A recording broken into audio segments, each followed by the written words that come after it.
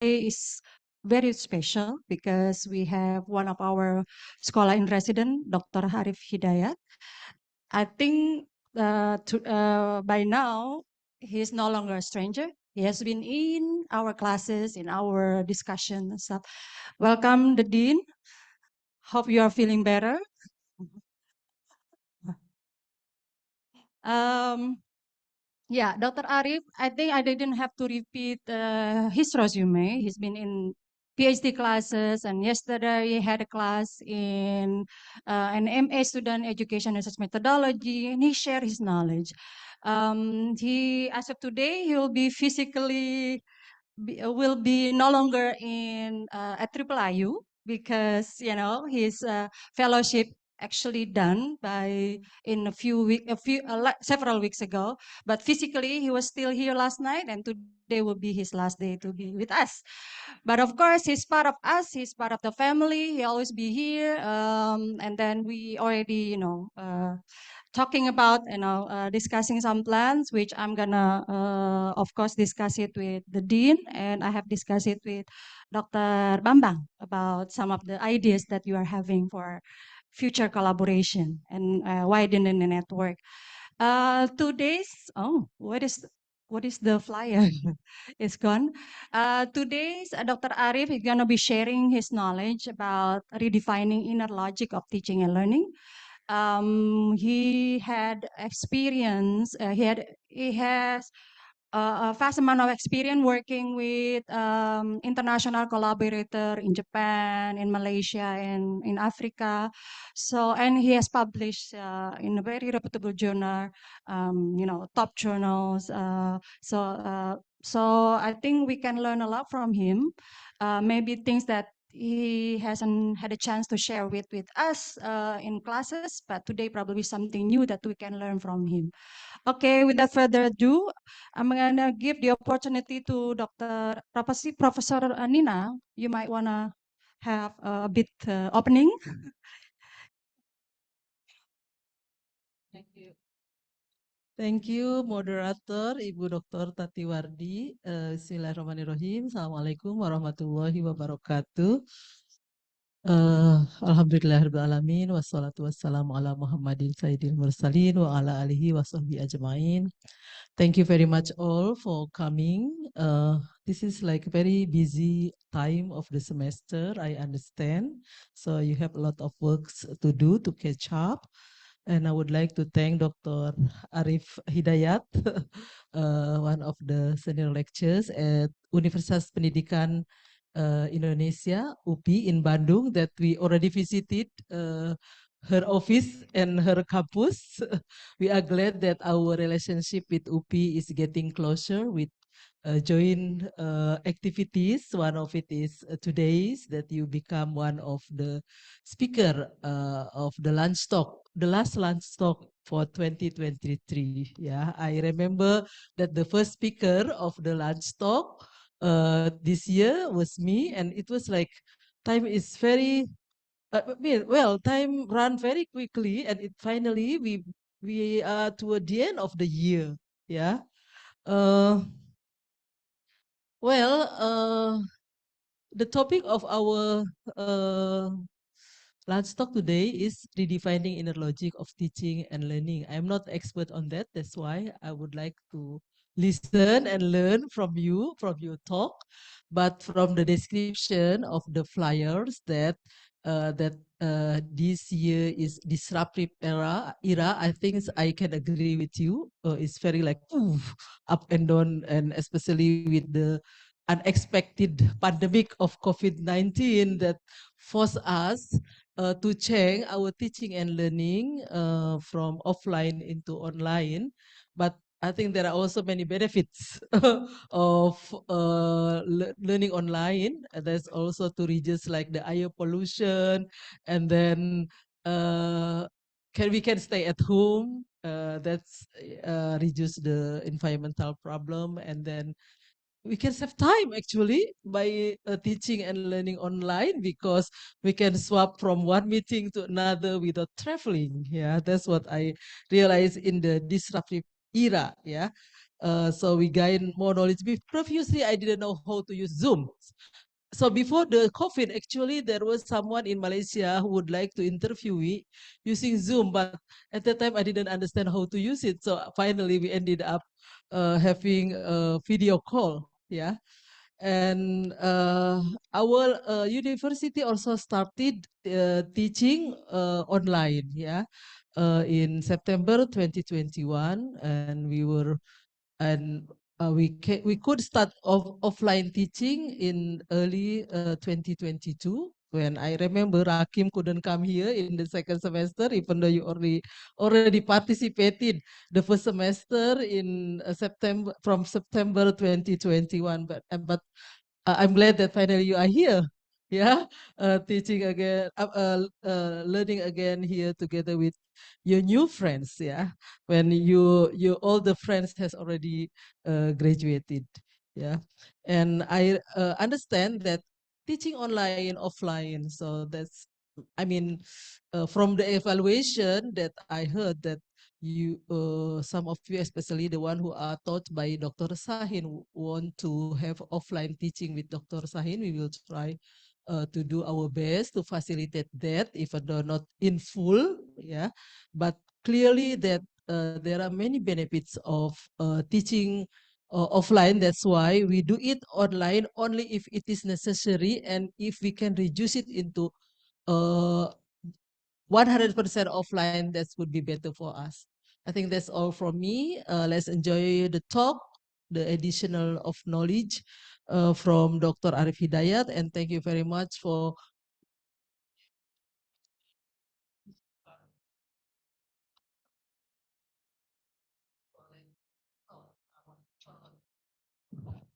Assalamualaikum warahmatullahi wabarakatuh.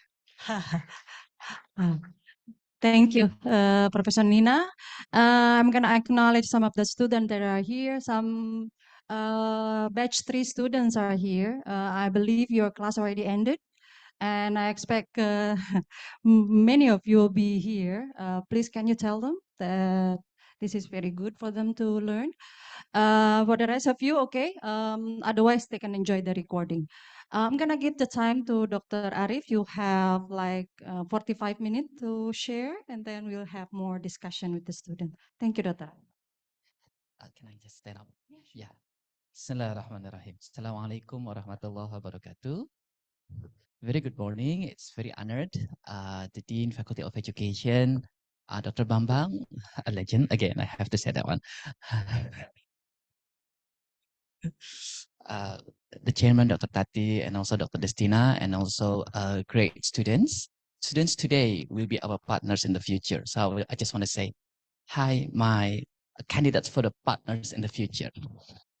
I would like to spend 45 minutes, maybe not in a very slow motion, because this is not the course. This is a lunch talk, and the title is Redefining Inner Logic. In the disruptive era, one of the not inner logic, but physical logic in the disruptive era is you really need internet for that one, yeah, right? And also you have to dealing with some gadgets, and you have to updating how to operate that gadgets. That's physical logic. And then physical logic in the teaching and learning is the teaching and learning process, as Dean said, is no longer offline, but also online. That's physical logic. Physical logic, when you get thirsty, you have to drink. When you get hungry, you have to eat. And we are going to talk not physical logic, but this is inner logic. I'm going to start with a very popular paper, 2007, by Pritzet from Harvard University. He said that the expansion in schooling around the world is one of the amazing successful, and including Indonesia. If do you remember, Indonesia launched one of the very popular program as the Impress. And this is one of the data in the Pritzet publication. Can I just, oh, right, right. Well, the data is climb up. And then, however, as the world nears a school goal, there is a rising concern this expansion might not coincide with educational or learning goals. It's supposed to be the relationship between years of schooling and measure of student mastery. This is what we call learning profile. Let's say we have students spend about 5 or 6 years in the primary school or come to the secondary school. So we really expect the learning profile happened. The question is about learning profile that we define in the curriculum as a learning objective, but we want to shape student or we want to shape generation. So we want to create learning profile. So my concern is, let's discuss about learning profile. This is what I want to emphasize as learning poverty. This is from the princess illustration again. Can I have a picture? Oh, God. Shall okay. Just look at the baseline between red and also the, I don't know, orange, yellow. Learning profile usually is too flat in many countries. Even with the steeper learning profile, we need more years to reach aspiration goals. There is accumulating evidence that learning profiles are in many countries far too flat. I just want to compare Indonesia, not other countries. Once upon a time, I went to the one of the rural area in Indonesia, and I met with 15 years old girls. Maybe you can say this is primary student. Oh, sorry, secondary student. 15 years old is primary 2 or primary 3 maybe. And then we had a problem in mathematics, a very simple algebra mathematics. The question is how to add up, how to make addition. 16 added with 13. 16 added with 13. And then this is very easy problem because it is in primary level, especially second grade or maybe first grade. And then, believe it or not, then she used this method. That's true. It means the learning profile is very low with a high age, 15, 14 years old. So the paper of Pritchett for me is very shocking because this not only happened in Indonesia, that learning profiles looks like flat. If learning profiles tendency to be flat, what were they doing in 5 years, 6 years, 3 years of schooling age or schooling activity? Let me continue. Why cumulative learning profile outcomes are so low? If you look at PISA data, even in Indonesia, there is an improvement little, but still we are lower than average. If you look at TIMSS data, we still lower and then lower than average. And the question is why cumulative learning outcomes are so low in Indonesia, especially public school. Of course, private school, they can define their own learning profiles. We talk about public school. Then there are two things which I believe actually happened around us. The first one is school system are rewarded for looking like good school rather than actually promoting learning. Oh, we are good school, we are good infrastructure, we are good, let's say, competition, we are good activity, but do you promoting learning? Then with the camouflage, I have seen massively, doctor, that camouflage of the school tendency looking like functional or even best practice system. We are school with the best of the competition, blah, blah, blah. We are school with many champion in the competition, blah, blah, blah. I totally testify that that's part of the camouflage of the school. I had a research, and this is recent research, 2023, we're still underwriting. In one big public school, 1,300 students, secondary school, public school, secondary school, the best on the town. I researched that school, which public say there's so many competition champion in that school. Okay, how many students? Less than 3% of the students, which is exactly champion or best in some competition. What about the others? It looks like a pyramid.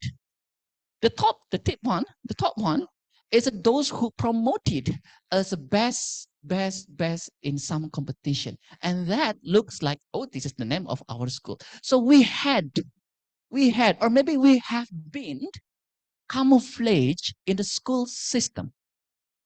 Because we usually, in the teacher training, we share best practice. Why don't we share challenge practice rather than best practices? And number two, curricula mover faster than the pace of learning. If you following the update of educational system in Indonesia, now we come with the implementasi curriculum Merdeka, new curriculum. And then this new curriculum, actually we had two different curriculum in our school system, new curriculum and old curriculum. New curriculum mandated that we have to teach on critical thinking. Meanwhile, the pace of learning students in the classroom, maybe they haven't come to that critical thinking yet. Maybe they're far away from the even inquiry thinking. So because curriculum move faster than the pace of the learning, students who are lay behind or lay behind, keep lay behind. Meanwhile, classroom will keep moving. There are many case studies in the classroom level.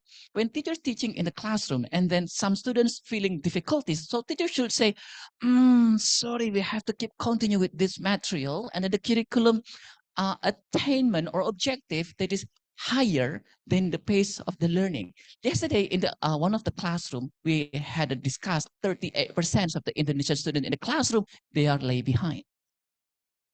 So how to improve this gap? I took from three legend people, and they got a Nobel in economics, but trust me, they researching in education. They're researching about the impress in Suharto era, and they still researching. Yes, husband and wife. Yes. Oh, you know them. Yes, right. Right. In economics. Yes, exactly. In economic researching education in Indonesia. They said in a poor economics 2011, and I think this quote words is very powerful for me. If the curriculum were radically simplified, if the teacher's mission was squarely defined as making everyone, means students, master every bit of it, and if children or students were allowed to learn at their own pace by repeating if necessary, the vast majority of children will get something from the years they spent in school. In his paper, he said that 4 years learning in Kenya is same with 1 year's learning in the United States. That's how different learning profiles. So let's quote this. I will come back. 4 years. 4 years in Kenya is equal with 1 year in the United States. That's I read in his paper. We will come back with this quote, with this one. I think I have shown this in the classroom, and I would like to show this again. There are assumption successful teaching from my case study. I don't want to play the video. The assumption is, as teacher want to run with the successful lesson means students are able to do task and following the scenario. What is successful teaching? I can implement my lesson design or lesson plan, and then students following the scenario. Looks like. And then this is one of the our case study in a school, in one of the classroom, which is actually part of the research. One teacher can dominate more than 92% comparing in the speech possession rather than students, which is more than 20, only 8% or 8%. So it looks like our situation in daily life of school, especially in public school, arouse the high concern of teachers in dominant word bombardments during lessons and even distraction in this group discussion, looks like. Then we had a 1 semester added with additional 1 semester and becoming 1 year research in a case study that why teacher should put big bombardments, word bombardments during a lesson. The reason is there is a strong assumption that students always in trouble.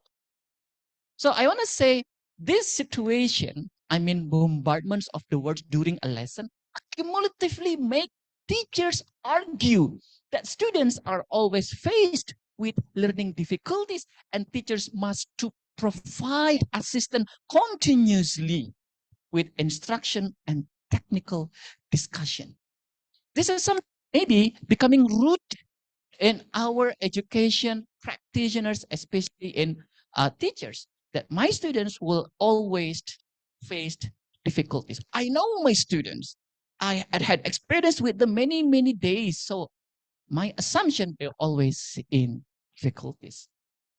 Then we work together with teachers for 1 semester, an additional 1 semester, working together to reduce this one. Look at that. Look at the graph. The big dot, the big black dot is teacher, and then small black dot are students. At the beginning on the which one? Right side? Right side, yeah. Right side, yeah. They are in the groups.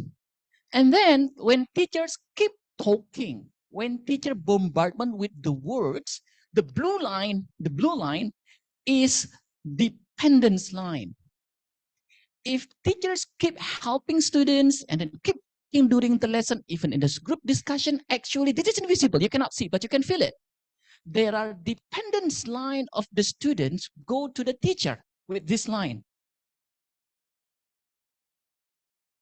But if teacher try to reduce their bombardment of the words, the dependence line will disappear and there is a strong dialogue line. This is strong dialogue line. So one of the things that's from this presentation about redefining teaching and learning, especially in the inner logic, is release or reduce the dependence line from the teachers come to the classroom and change to be dependence line or dialogue line across students. Then we want to say if teachers keep bombardment during a lesson, dialogue line will be weak because we want to emphasize in the lessons, especially in the classroom level or in university level, there should be 3 different dialogues. Dialogue with teachers or with resource persons. That's why you need dialogue with the lecturers in the university. Secondly, dialogue with the peers.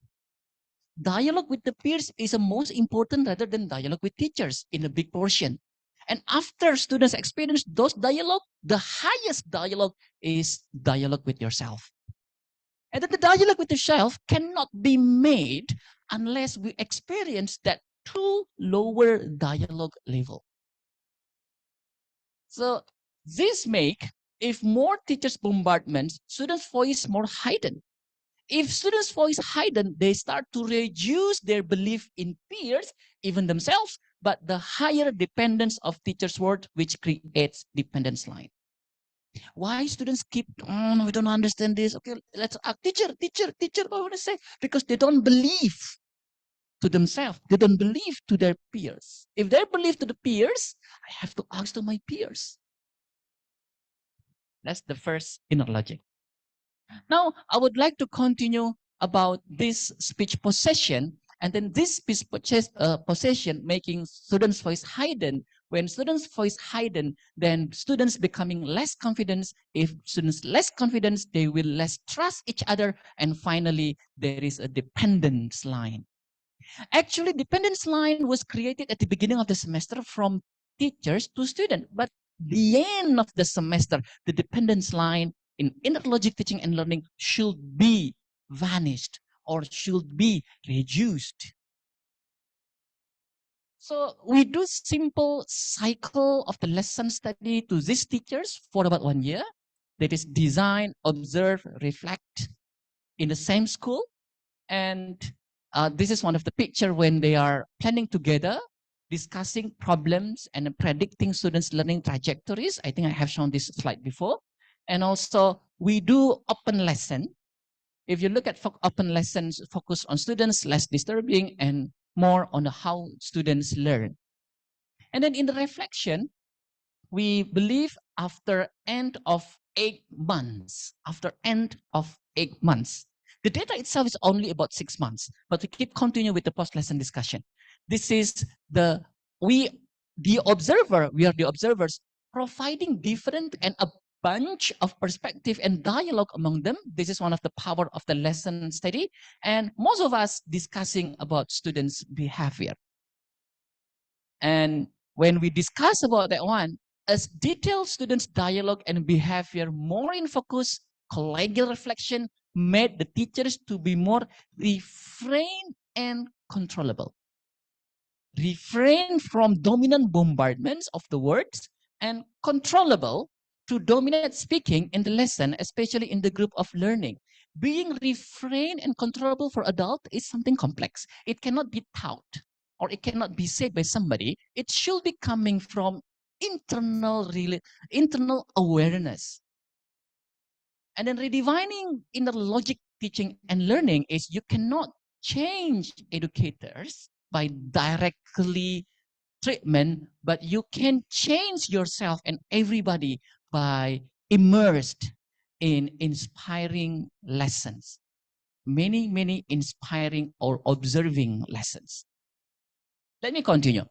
This is how the speech position shift differently from more dominant to be less. And if you look at the pattern, if the teacher's getting down to the speech dominance, then students' voice is rise up.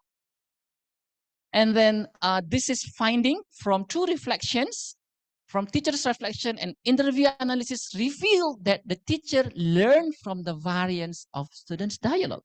Let's imagine, I'm a teacher and I'm teaching in my own lesson. And then somebody come and said to me, oh, your teaching is very bad, blah, blah, blah, blah, blah, blah, blah. The end of the conversation, we coming against each other. But let's make a different situation. I'm teaching in my own classroom, and then you come to my own classroom, and then observing detail of students, which is missed from my point of view when I was teaching there. So it's going to be very benefit of me. Your information of the observation will be a great input of me. And then this great input will be make me a self-reflection to be better.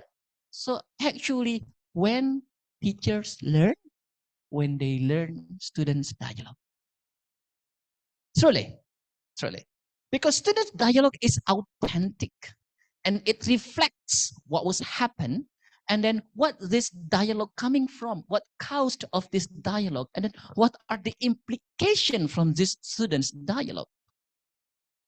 Right, and then that's the first case. The second case is we made 8 years research to find inner logic teaching and learning, and this in this 8 research is coming from teachers community when they conduct professional community activity and after observing the school. It involves teachers, novice teacher, principal, board of education, university lecturers. It's very complete.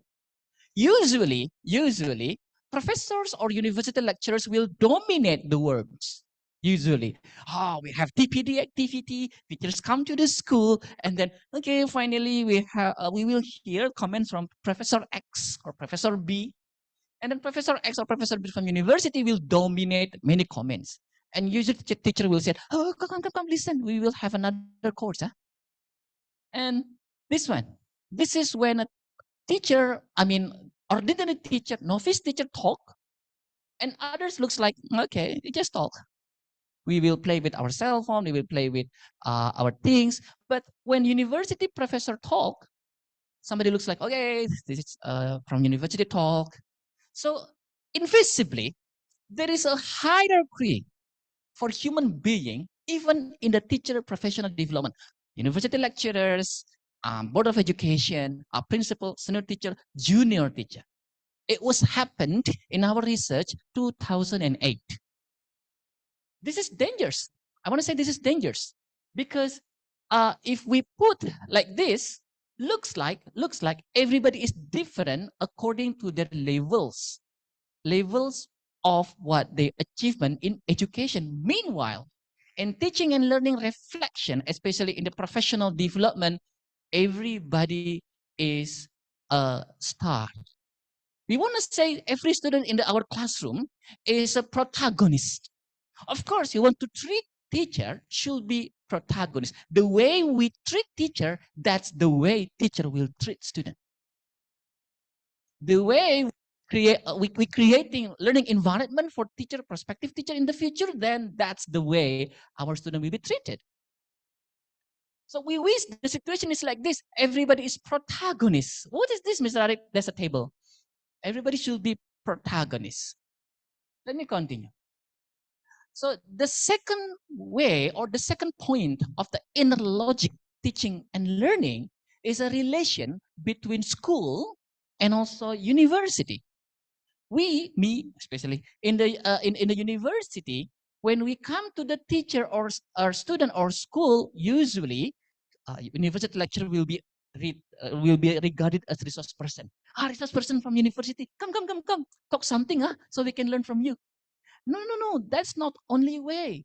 The truth is when university lecturer, especially in educational field, come to the school, that they come to, and not to enlighten teachers only, but to see, to digging up knowledge in new educational research method. Oh, how come? That's school, not university. Yeah, from the lesson. A university lecturer come to the school, observing the lesson, there is a mining of new educational knowledge and research.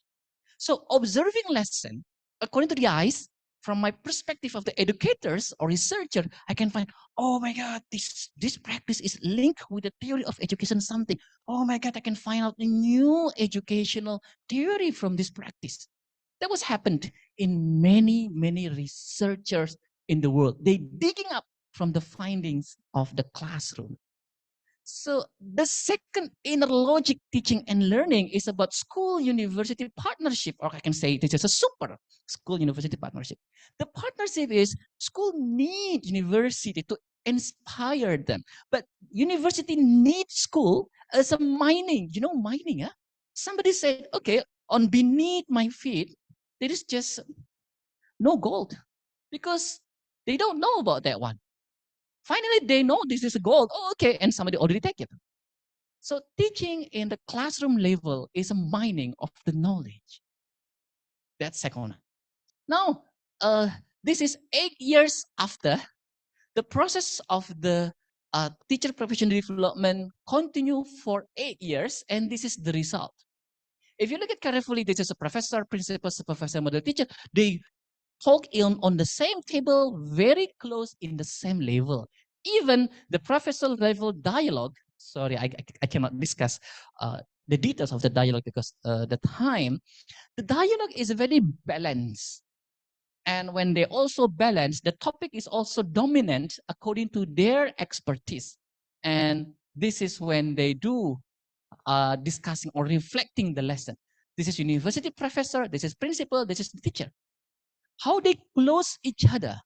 And the gap, invisible gap that, oh, you're university lecturers, principal, senior teacher, junior teacher, disappeared. So they talk about students thinking and concept not dominated by certain side according to their expertise. Novice teacher more in the students finding, but maybe professor more in the students thinking. They feel each other. And another case study, hope I still have some time to do. Yeah. Another case study. And this is maybe I would like to discuss a little bit more about this case study. This is a new case study on May 2023. We went to the primary school and they learned about mathematics primary 5, primary 4, yeah, around that one. And what really interesting from this picture, they learn about cube. Yeah, looks like this one, but this is not cube. They learn about cube, 3 dimension. And here we go. This is the picture, and this is the case study in primary lesson. The beginning of the planning, teacher said, okay, the content is about cube. The planning is all students use scissors to make a cube. So teachers preparing scissors and then 2-dimension cube, so they can assemble to becoming a cube, the net, right? And then to find out the surface area of the cube. The goal is to find the surface area, just for the context, surface area. Surface area, not the volume. Then community planning, I mean, when other teachers also assemble together to discuss about this planning, they said, oh, let students decide for themselves how to determine the surface area of the cube. Don't guide them. Don't always guide them. just let students decide. There are two ways. The first one is open the cube. To find out the surface of the cube, open the cube becoming an act. The second one is you don't have to open the cube. Just look at every single surface and maybe they can define about the surface area of the cube. Right. And then this is exactly what was happened. Students learning facts. No one of the groups opened the cube. No one until the end of the lesson. Oh my God, almost 60 minutes. And no one explored the cube. But students obtain the surface area of the cube from mathematical procedures or mathematical information by group dialogue. So they know the surface of the cube is 6 times side times side, or 6s squared. They know already without exploring the cube at all. If you look at the picture here, this is the cube in the center of the table and the cube itself is held by teacher, not by student, surprisingly. So it looks like learning tasks on the student worksheet, this is what teachers want to find out true concept and true answer through real learning experience, through physical exploration. Let's explore first, Explore first and then look at the cube and then how you measure the surface of the cube. Look at that. How many sides we have. Then from this, how many sides we have, we can add it all together and then we can find the surface of the cube. That's what was expected from teacher's perspective. But this long pattern was not happened. And then students comes up with a shortcut. Finally, true concept and true answer is indistinguishable. We cannot distinguish, we cannot difference between true concept and true answer. And in mathematics, I think it is very important. My background is science, but I learned a lot from mathematics. So there are two different between true concepts and then true answer. True concept, open the cube, look at the inside, open the cube becoming net, and then you look at the inside, then count each side, how many sides we have. But another one, check, just touch, and then each outer side, up, down, left, right, front, back, 6 sides, then get the cube surface area. That's the true concept. The answer, that's the true concept. The true answer, this one, cube surface area, side, edit with side, edit with side, edit with side, edit with side, edit with side. So cube surface area, 6 times sides. So you can distinguish. This one is true concept. This one is true answer. Looks like students missed the true concept directly come to the true answer. You know what? I think this is a massive in our school system. Looks like. So, but students immediately wrote it down, cube surface area 6 times, right? Without explore sides of the cube. The question is why? And in that lesson, I was so surprised because I'm coming along with the school, maybe 3-4 years, and I found finally, very impressive. And then one of the temporary findings from reflection after the lessons, we realize, teachers start to realize that there is a gap between what instructional level in curricular and then student actual pace. So we tend to make hurried student. Students looks like being hurried. Come on, find the true answer. Come on. Find the true answer. Then teachers realize that their learning tend to the fast knowledge rather than slow knowledge. So in this information society, developing countries, disruptive era, as I said before, curriculum move faster than the pace of the learning. Paradoxically, according to the Banerjee, there is a greater learning potential if curricula and teachers slowing down. So the third one from the inner logic teaching and learning is slow down. What does the slowing down means? Do I have to say, students, then that's slow motion, not slow down. That's slow motion. Yeah. Slowing down means slow knowledge, slow pedagogy is very inspiring book. I really recommend you to find this book, Slow Knowledge and the Unhurried Child, 2023. And this book, when I was in Japan, becoming main reference in the development of the students' learning in Japan. This book. And then let me put some points in the book, fast knowledge and slow knowledge. How to distinguish fast knowledge and slow knowledge. Fast knowledge can be measured. Actual knowledge, information and knowledge are the same thing. Let me emphasize number 2. Information and knowledge are the same thing. Surface area of the cube is 6 times sides. When I say this is information. But when students experience exploring the cube, finding how many sides they have, and they adding all together, 6 adding, and then becoming adding each side, becoming 6 times sides, that's a knowledge. So there's a big difference, information and knowledge. So the student who finally found 6 times sides and then find the true answer without experience true concept, it means information and knowledge becoming same thing. And this is dangerous, truly. Thinking a shortcut always without any experience, that's fast knowledge. Information and knowledge, that's totally different, but maybe they ended up with the same definition at the end. And then quick knowledge creates power structures. Oh, student, you can learn this formula, then you can win competition, you can go to the big university, you can get new job, and finally you can good financial situation. That's fast knowledge. But let me emphasize from this book, it's about slow knowledge. This is a wisdom, not cleverness. It's the proper goal of the true learning. And unfortunately, the speed of the knowledge is inversely proportional to the acquisition of the wisdom. More fast knowledge, less acquisition of the wisdom. Maybe in the Arabic terms, this is about akhlaq.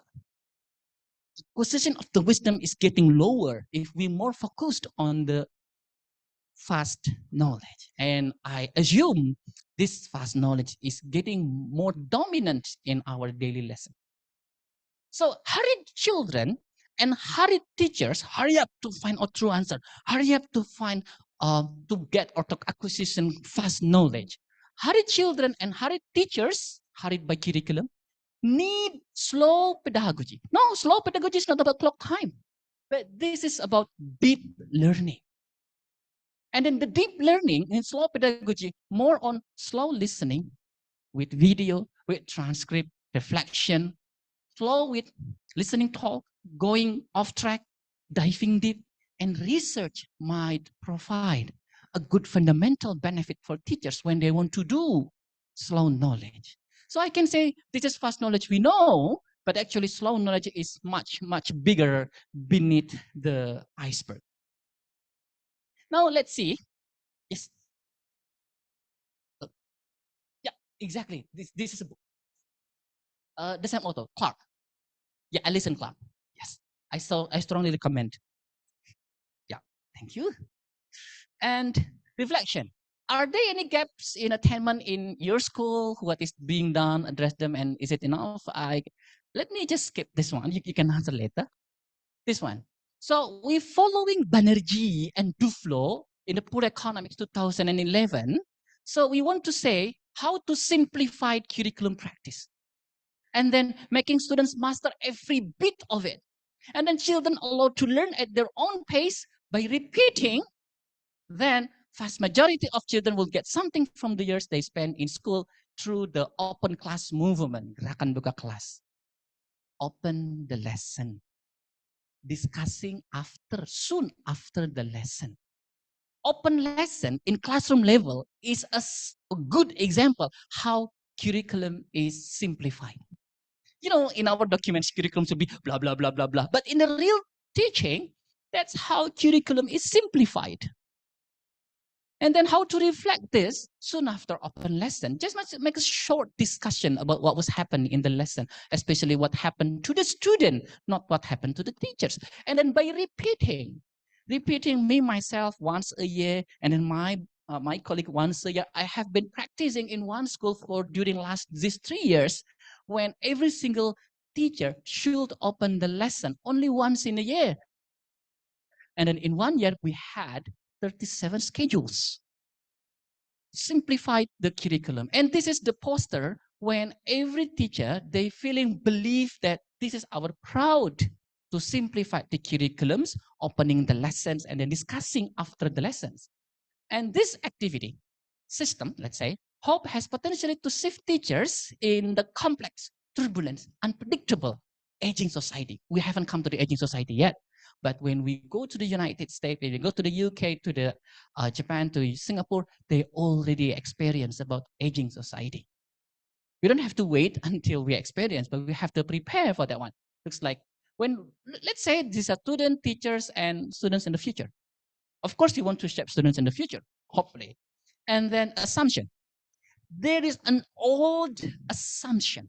I want to say old assumption that students experience a deficit of knowledge, ability, and experience. So that's why students, in the teacher's perspective, will always face difficulty.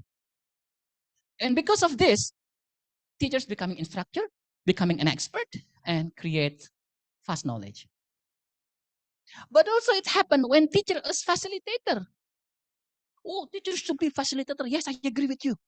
But the assumption is not changed. Then still, fast knowledge. Let's change the assumption. Students are assets. You know, if you have an asset, of course you want to keep the assets. You want to grow up the assets. If you want to sell the asset, of course you have to think many, many times. If students are assets, then teachers no longer as facilitator, but becoming as transformer. Not a movie. Not a movie. Just coincidence name. If teachers as a transformer, they're more focusing not only fast knowledge, but also slow knowledge, wiser, more compassionate, more socially intelligent. That's what we expect from the inner logic teaching and learning. And then through this one, applying to the teacher training, the big question is, what are the benefits for educators? Educators learning, university lecturers, teachers in the classroom, students. This is the way we should learn, not by vertical way, but also in the horizontal way. I really like the theory of the Bosch and Gascon 2006, how teachers, university lecturers learn, not coming about from academic knowledge only, but also from the real experience of the students learn, becoming feedback to revise the lesson design, becoming feedback to revise or to improve community knowledge or community or collective pedagogical content knowledge, and finally improving or becoming a material for future research for developing in the university along with the students.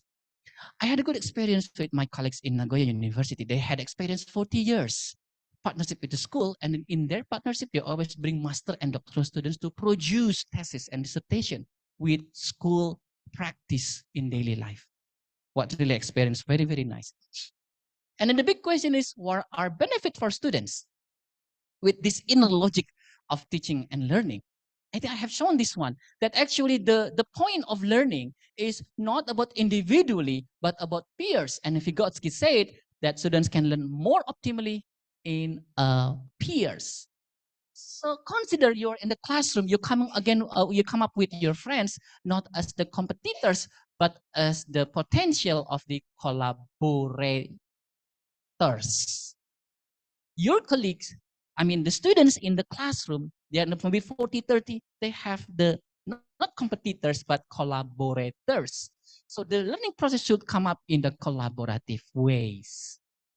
So one of the, number 4, from the inner logic teaching and learning, the main vision when we come up with the school or lessons is to create collaborative, because we want to make collaborator potential across the students, not with us as dependence line, no. And collaboration is kind of the, it doesn't work. Oh, it works. Is in the today level of development, it can reach what we call as a zone of proximal development. So we hope no children is left behind. Everybody agree. But now I would like to emphasize another one. No teachers left behind. Usually school will emphasize and we will really care, oh, there's student left behind. But what about if teachers left behind? No teachers left behind should be equal with no students left behind. Number 5 of the inner logic teaching and learning is no teachers left behind, no students left behind. Then the logic, then final logic is when we do lesson study, when we open the lesson, reflecting the lesson together, actually this is not showing teaching and learning properly. Come to my classroom. Oh, what for? I will show you the best teaching method. No. No best teaching method. But when we come to the school, many times, oh, so many observers in my classroom. Okay, a day before, the teacher come to the student. Student, you have to ask question. You have to blah blah blah. It's kind of the theater. It's kind of the theater. No, we're not looking for that one. We're looking for daily lesson, not to see showing teaching and learning, because there is no best teaching and learning. So best practice, I really criticize. I really like the challenge practices, how to deal with a challenge. But we want to see from the group, really like this theory, unavoidable problems of teaching and learning. I mentioned case of the students in the classroom. Look, even your classroom, a student's classroom is not opened, teacher only one person in the classroom, only the man behind the door. For 1 year, 2 years, 5 years, 10 years, they experience with challenge many times, and that's becoming daily lesson. That's valid. Of course, this is a valid experience. Yeah. Oh yeah. And we don't want to discuss that one, but we want to say about social interaction. Let's make a social interaction about students learning rather than keep it in your classroom. That's inner logic of the teaching and learning. And last but not least, how we convincing people do what we do. We made a survey, doctor. What are good lessons? And the data already thousands. What are good lessons in Indonesia? And most answering like this. Let's assume this factor to make a good lesson happen in Indonesia every day, every year, many years, and creating generation. Let's say X generation. But indeed, we had evidence, a lot of evidence, video directly observation, that this is happened in our classroom. Maybe not majority, maybe not all, but a big number.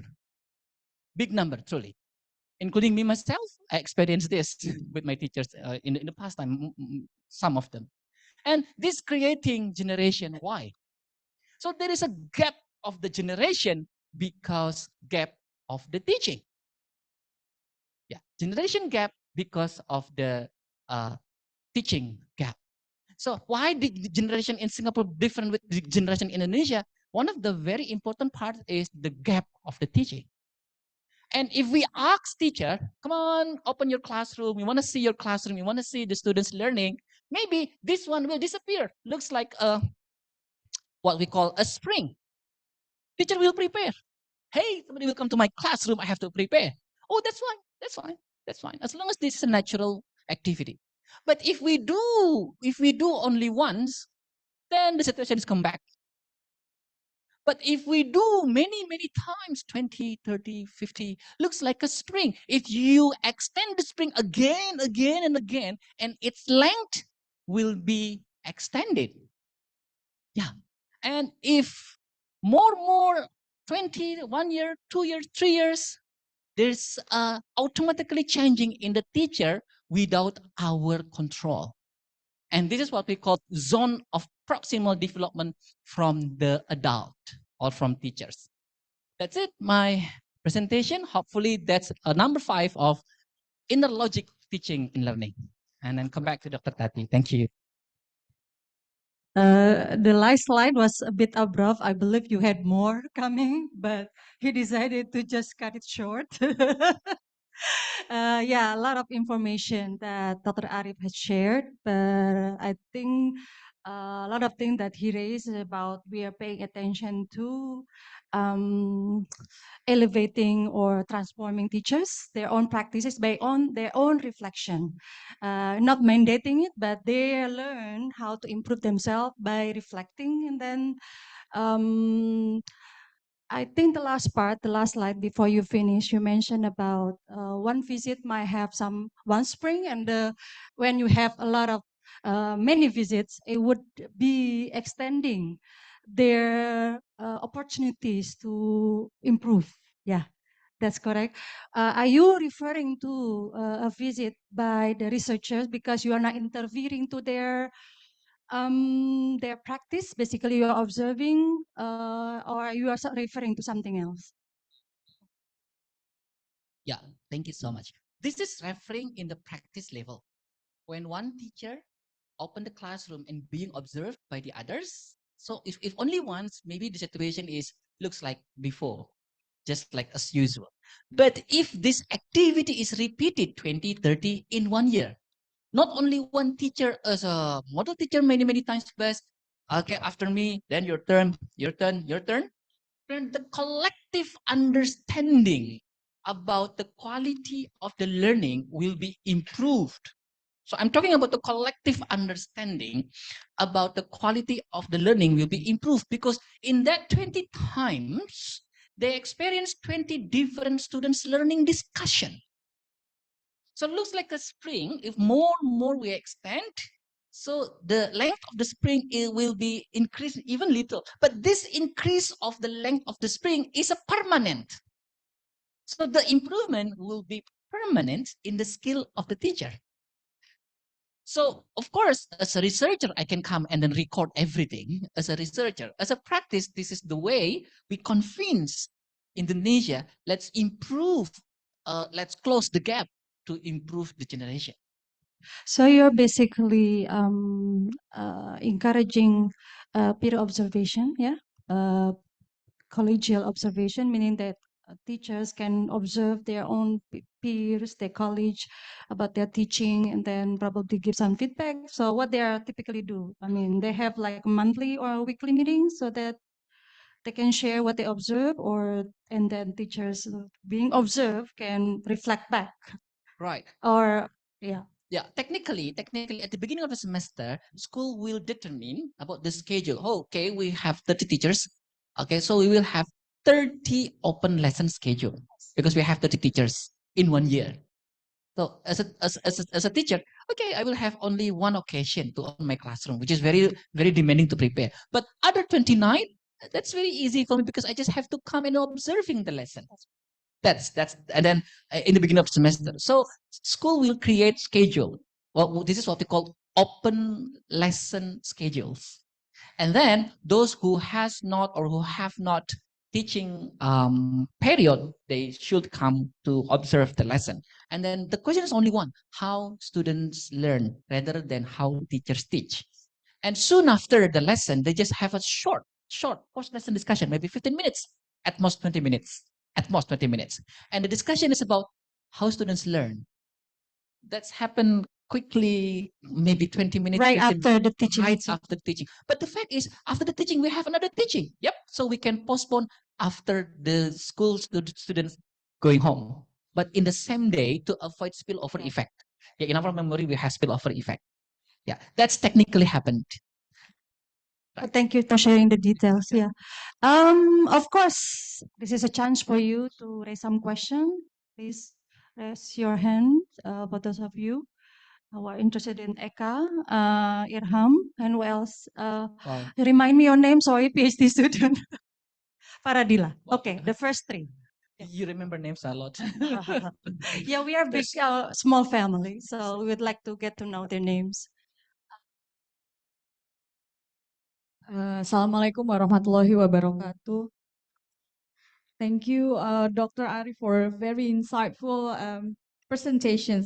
I would like to notice that you mentioned about the true concept and the true answers before. Well, my background is coming from mathematics education. Well, in mathematics educations, we have some things called mathematics proficiency, and the strengths is categorized into 5 categories. One of them is conceptual understanding. Maybe you are referring it to three concepts, while the true answers sometimes they all referring on the procedural fluency. Unfortunately, our teachers now, our mathematics teachers in Indonesia, always emphasizing on the procedural fluency rather than the conceptual understanding inside of the classroom. What I want to ask to you is during the open class and also the discussions after the class is ended about the how students learning, is there any kinds of findings like the students learned misconceptually? Because many findings like I'm actually now involving in one of the Gerakan Nasional Berantas Buta Matematika, if you have heard about Gernas Tastaka. Like the findings is there are many misconceptions happened in the teaching, especially in the primary schools when it was about the mathematics. And this is because of the conceptual understanding of the teachers as well. The misconceptual understanding from the teacher is kind of this finding is also what is it found in the discussions after the classrooms teachings, and what kinds of the discussions that makes the teachers realize that, oh, this is kinds of misconceptions, and this is also because misconceptions of the teachers as well. Thank you. Uh, Let me show you a small simulation. One of the things that many people really like, especially adult, is not repeated experience. Such as today I eat with kangkung. Yeah, tomorrow another kangkung. Tomorrow another kangkung. So I feel, oh, come on, this is bored. But let's imagine that today I got kangkung, and then tomorrow my wife preparing something different than kangkung. Watercress. Yes, watercress. Sorry, so very local. Sorry. I saw Giza like morning. The same menu, but if my wife providing different menu, even though with very simple, but aha, adult really looking for aha and oh experience. You know, aha, oh. So aha and oh experience really improve the adult interest and then learning as well as students only if that's the real-time experience or just-in-time experience. Let me emphasize again. Just-in-time experience usually will lead to the just-in-time learning. So let's say we have an open lesson in that way. There is a mathematics lesson in next building, and we want to go there. What we expect? We don't know. We're just reading about lesson design, but what exactly will happen to the students' learning, we have no idea. Until we come to the classroom, we observing detail of the students' learning and finally found, oh, aha. That's the point.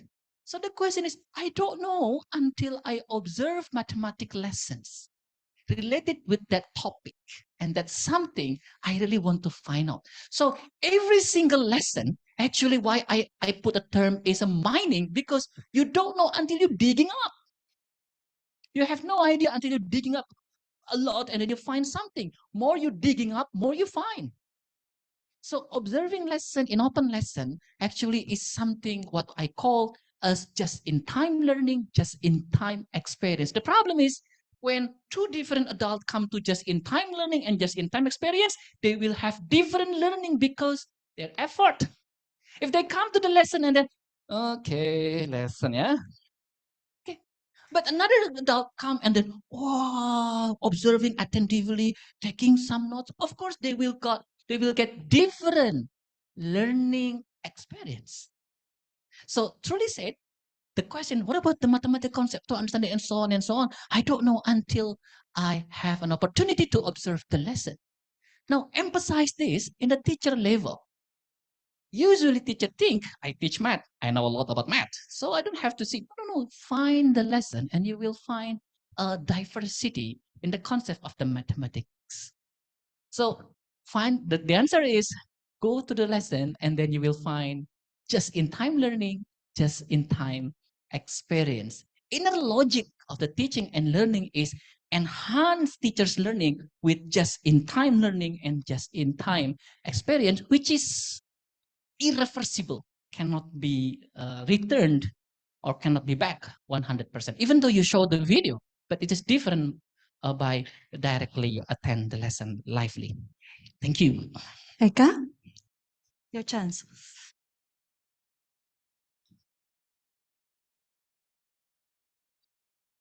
And next one is Irham Bambang. Saya. Okay, check. Bismillah. Thank you, Doctor, for the presentation. Actually, I have. Okay. Okay, so my issue actually about the practice. This is the inner logic versus what the practice in the field. Uh, I found it is hard for teachers actually to what we call it, to adapt or to have new kind of paradigm when you have a lot of administration stuff. From experience, there are schools that ask me to reform that school, the learning process, the curriculum, and etc. And the schools ask me to design and improving the teacher skills, like pembelajaran berdiferensiasi and how we focus on the students, and also like what you said about the inquiry learning. But the problem is the teacher are deniable. They they feels like it is hard to accept it because we have a lot of things to do. We cannot accept it. That's what I found in the field. Then how you respond about this one? How like the teachers work 8 to 4, and when is the right time to improving the teaching then? Thank you. Right. Yeah. Oh, yeah. Thank you so much. This is very good questions. We have been experiencing this one for last 18 years when I was still undergraduate student. Actually, we visiting many schools and then find a template situation. I want to just say it's a template situation. Can I come to your lesson and then observe it? Oh no. Next week. Next week. Then another week again. Can I come and observing your lesson? Oh, I'm headache. Okay, what about just another one? Looks like there is a two profession in Indonesia which is somebody cannot see and other people cannot see. Number one, stealing. Stealing, thief. Number two, teaching. Looks like truly. And I quote, this is from a Japanese researcher who moved from one school to another school. Because there is a big assumption that children is belong to the teacher. No, the classroom is not belong to the teacher. The classroom is not belong to the school. The classroom is belong to the public. So open the classroom, of course, with the rules. Open the classroom. So we want to make sure that your kids is not your mind. Your kid is belong to the public. When belong to the public, so there are three. As belong to the public, this should be opened. People can watch, can see. Number two, because this is of the public, so what's the purpose public send their kids to the school? To get excellence, to get point of the excellence. And then number three, why school students belong to the public? To get excellence, because this is other people can see. And another one is they want to be taught how to live together. So technically, that's principally how to make sure that teacher can open the classroom, ask teacher to see other open class. They observing other classroom. Oh, this is open class. Not really frightened. Not really afraid. Okay, I can practice in my classroom. You can come to my class. How to start in a school if nobody nobody open the class? Go to other school and they have open class. And this is not everyday thing. Not everyday thing. Luckily, in our national curriculum, we have what we call supervision. From the principal to the school, that's forced open class. Supervision, I have to prepare. That's another open class. But this type, the reflection, not judging teacher. Reflection is discussing students' learning. Sorry, I'm just let me clarify. Do you think that answer your question? I think I had something in mind. So do you think that answer your question? I think thank you for the question answer though. I think he was referring to some excuses from the teacher's part. They are overwhelmed by work, so a new approach or a new mindset is something a lot to think about, considering their overwhelming work. Is that, or you have something else in mind? Yeah, that's my question. That's very good point, which we experience a lot. Yeah. It's How would you yes, do you think this kind of approach or paradigm even right. can be introduced in a friendly manner Yes, in to the teachers? in technically, we learned from US teacher when they have 36 hours in 1 week. I learned from Singaporean teachers when they have 42 hours in 1 week, and also Indonesian teacher at least for 24 hours in 1 week, at least, yeah. So this is not about the procedural. This is about the practice level. In the planning, you don't have to assemble together and then planning together. No, every teacher should have their lesson plan. If they don't have lesson plan, at least inside their heads of lesson plan. So at least open the lesson. Open the lesson following their normal timetable. Normal timetable, this is my teaching schedule. And my open lesson will be in this day, this hour. And then who is the observer? It has to be a lot. No, no, no. Only the minimum observer is 1%. Because I don't have half person. 1% observing lesson. At least, at least, at least. And then soon after the lesson, if there is no another timetable, you can reflect 15 minutes, at most 20 minutes, and then you can come back to your routine. But if you have another lesson, just postpone until end of the lesson in that day, and then practically in the world, the total number of the observer minimum 1, maximum which we had 1,000 in Tokyo. 1,000 in a big stadium lesson observing with 1,000 persons just to find out how inevitable learning obstacles. Thank you. May I have a little questions more? Okay. Oh, yeah, a follow-up questions. How we start the open class? I think this one is interesting. Right. That's very easy. Let's see. I'm teaching right now. Let's say just, this is my students right here. Okay, students, let's start the lesson. And then you just you just stand up on the back side, watching students learning. Because this is a normal teaching and learning situation unless somebody observing the lesson. You don't have to introduce the students. Today we have observers. Don't worry lah. They will not beat you. No. Just normal teaching and learning, but somebody observing how students learn. Do we need how to teachers- announce it? No, you don't have to. Okay. Just a normal teaching and learning because students' attention, maybe at the beginning, we'll see who are they? Why there's so a lot in the classroom at the beginning? But their attention that is distracted will come back to the lesson once teacher lead the lesson. Thank you. Thank you. Okay, Kak. Irham?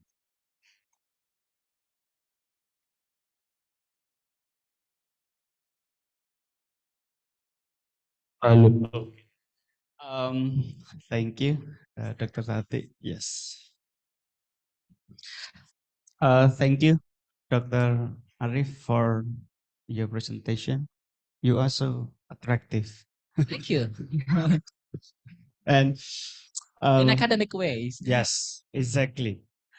And expressive as well, yeah. So it's like even you talk for half an hour, I will not be bored listening to your Thank you. what is it? Public speaking. Yeah. Yes. I have several things to say, but first I need to clarify something. I need you to answer it directly. If you answer no, I will not continue my question.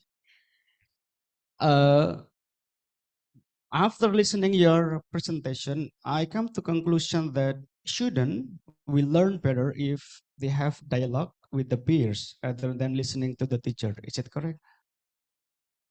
Depends, both of them. Partially, yes. I mean, they're listening teachers, but they need a space to dialogue with peers. So I in see. that context, I have to say yes. All right. Thank you. So Oh, yes. it means that I have to continue my question. Yes, please. Okay. In the context of online teaching or shadow education, bimbles, kind of that, can it be happen as well? And if those can be practiced in online teaching and bimbles, my question is how to condition it the classroom. I mean, like, or to reach the professional goals of learning itself. Yes, it can. And then come to your question then. Right. Please. During the because we had experienced 18 years, and then we experienced also during the COVID situation, students learning in a Zoom or Google Meet or kind of, it tendency that the Zoom meeting or online meeting becoming teacher's explanation and then showing the slide presentation. So we emphasize teacher to reduce that one and then creating more on the dialogue session in the group. In the Zoom, we called a breakout room. Yeah, breakout. Yes. So we put emphasis in the breakout room when students dialogue each other or in the classical way. So we practiced with the online situation during 2 years of the pandemic. And then we did it. And this is very lucky. During online, the observer can be across Indonesia. We practiced the observer across Indonesia. And suddenly students didn't realize it. Because we make a setting, observers turn off the camera and then rename with a dot. Only a dot. So students do not know why so many dots. Just abandon. Yeah, indeed. And then in the breakout rooms, observer can come to one breakout to another breakout, and then listening students' expression, listening students' dialogue, and then make reflection after that. So from the pandemic, luckily now we have a live open lesson which is broadcasting not only in Indonesia but across Asia countries. And then we are in the big project to prepare one. Right. Yeah. So what about classroom management that you mentioned? The answer is, I don't know, truly. The answer we'll find out when you experience observing lesson and reflection. So you will find the answer after observing lesson, because this is part of the just-in-time learning, just-in-time experience. Classroom management in one lesson cannot be exactly same adopted with different lesson. Those questions is a very teacher-minded questions that we can answer soon after we observing and reflecting the lesson. So today I have to say, sorry, I don't know, truly. Yes. Okay, we are actually streaming via Zoom. If you have any question from our audience in the chat box. Yeah, actually I cannot read it.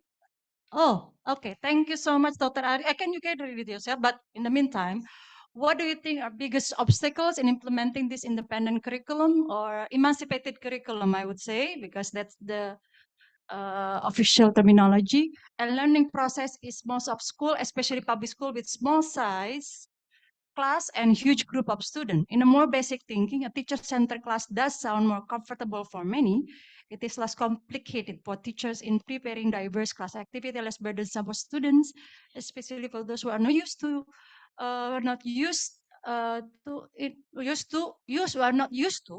more reading or speaking, having dialogue. But comfort is not what we're looking for in the education process. Indonesia has a lot of wonderful people who have experienced more independent education process and dialogue outside of Indonesia. But why still hard to implement in Indonesia? If some are already implemented, do you say this has a good result future in the world of education in Indonesia? Oh, feel free to make it shorter. I couldn't make it shorter.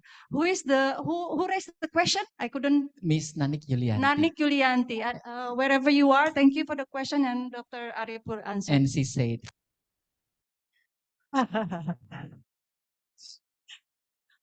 okay, you just got the answer. All right, I put a lot of effort to read. I want to interrupt you, but I think it's I'm sorry. impolite for Thank me. you for the answer. Let me add something. Let me. Moderator I am. Thank you so much. Let me add something.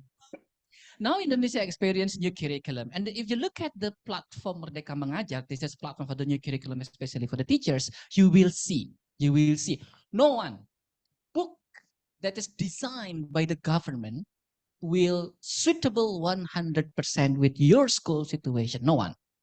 And it was intentionally designed like that.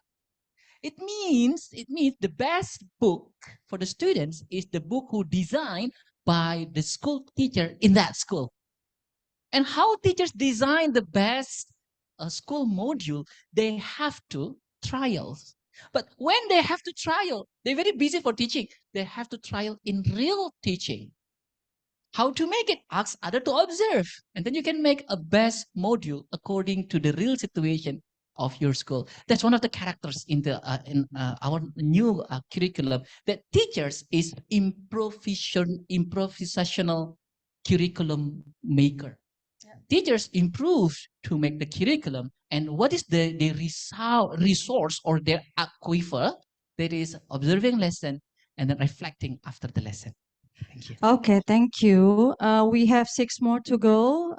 Make it short. I saw Karamo. You want to say something? Make it short, okay?